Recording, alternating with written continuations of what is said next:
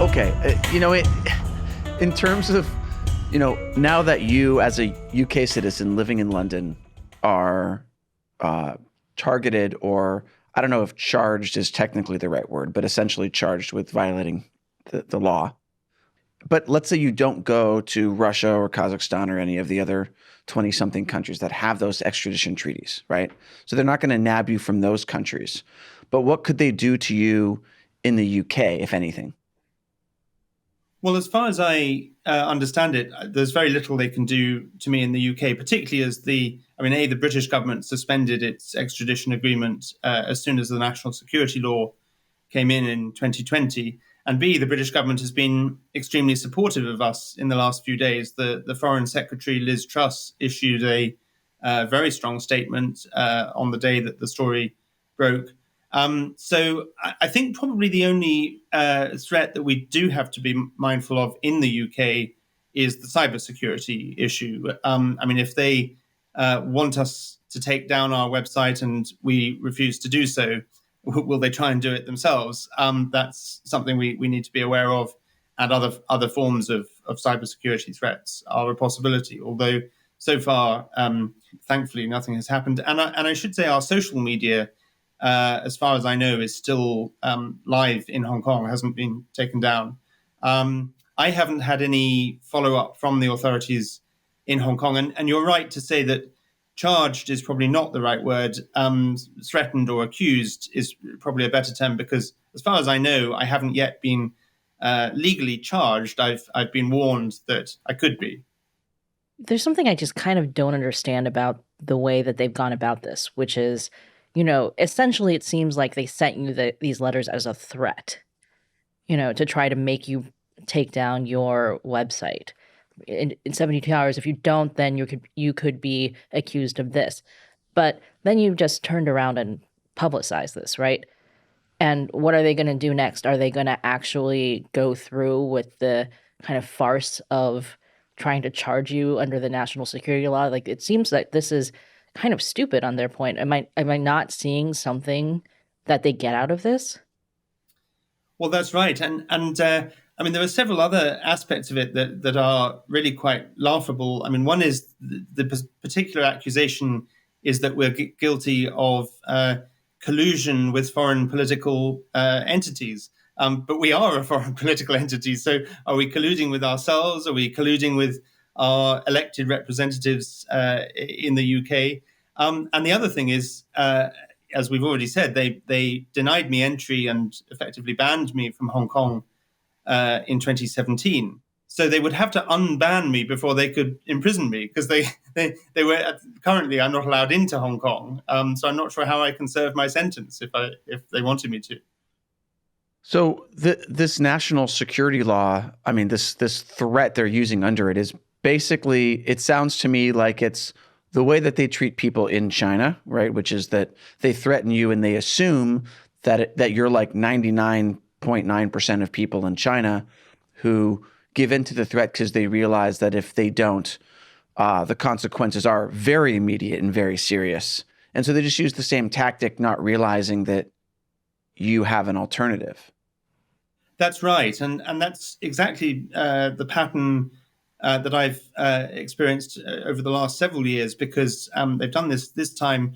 But previously, I received, and we talked about this on a previous episode, I received various threatening letters, not only to my home address, but also to my neighbors, my employers, and also to my mother, who lives in a different part of the UK. And that's the kind of tactic they use in mainland China to threaten people through their families, their neighbors, their employers. And of course, given the system in China, it is effective there. But the idea that they think it would work in London is extraordinary. And they're following the same playbook again. It's amazing. They threatened your mother. Yes. She received several letters.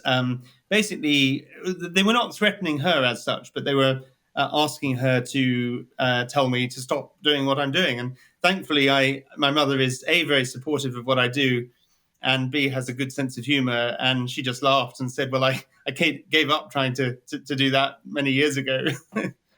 Wait, did she actually reply to them? No. The other thing was that would be hilarious, though.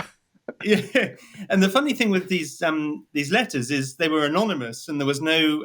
So they were asking my neighbors to keep an eye on me and monitor my activities. But I'm not sure if my neighbors did want to do that. I'm not sure who they would have reported back to because there was no address on the letter. So weird. Just shouted into the sky. It's like they've got their playbook, but like they've only thought through like the first half of it. I mean, like it would make sense if you had like a neighborhood committee or, like they have in China where like everybody kind of is supposed to like monitor and like, people who cause trouble are there's a mechanism to get people in trouble that way.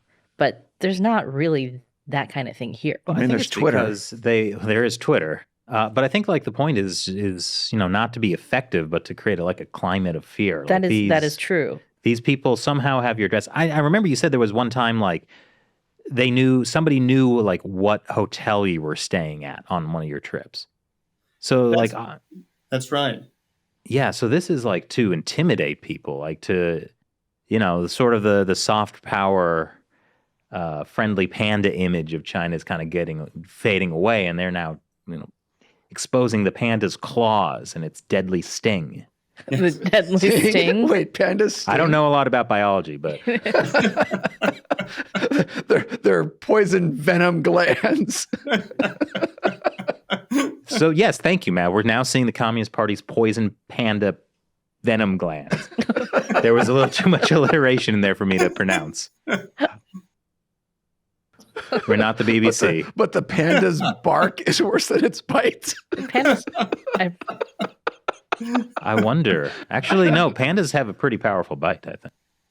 But how about their bark? I don't know what kind of vocalizations. Do they make sounds? We should have a cutaway to what a panda sounds like.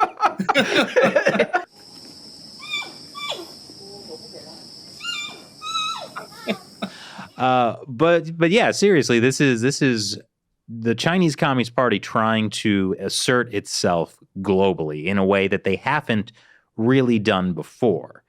And even Actually, I think they have. This is the thing. Yeah. Like that the news that broke this past week about the U.S. Department of Justice charging Chinese nationals, right, with essentially trying to intimidate, harass Chinese Americans who are Chinese dissidents. Mm-hmm. Did you see this? Where they basically, there was this one guy who was an artist who made a statue that showed Xi Jinping as a coronavirus, and they tried to burn that statue down.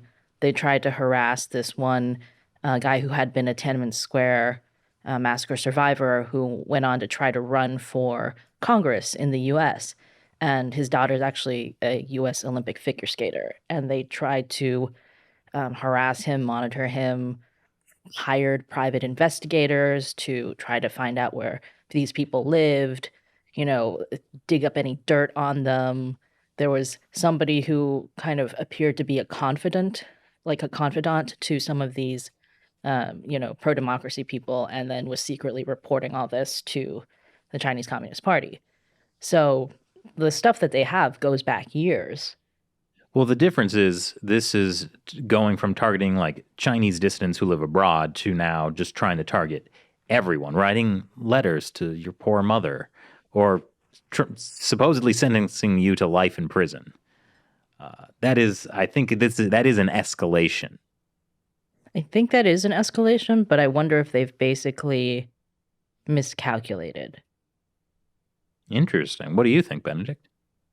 Yeah, I think they probably have miscalculated. I mean, all these things, what I've experienced, the cases you've been describing, also the kind of wolf warrior diplomacy that we've seen in recent years, I think have been counterproductive for them. I mean, I remember some years ago before Xi Jinping, and even in the early years of Xi Jinping, there was so much kind of goodwill among the West to China. In the UK, we had the so-called golden era of Sino-British relations. And my job was much harder then because so many people didn't want to rock the boat, didn't want to damage relations with China. Now I think we're seeing a I mean, it's not enough, and there's a long way still to go. But we are seeing people waking up and rethinking the relationship with China. We're seeing that definitely in the UK, in the US, and across parts of Europe.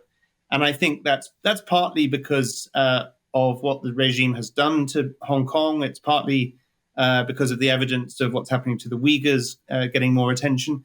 But it's also partly, I think, because of the increasingly aggressive behavior of the regime externally. And that has woken people up.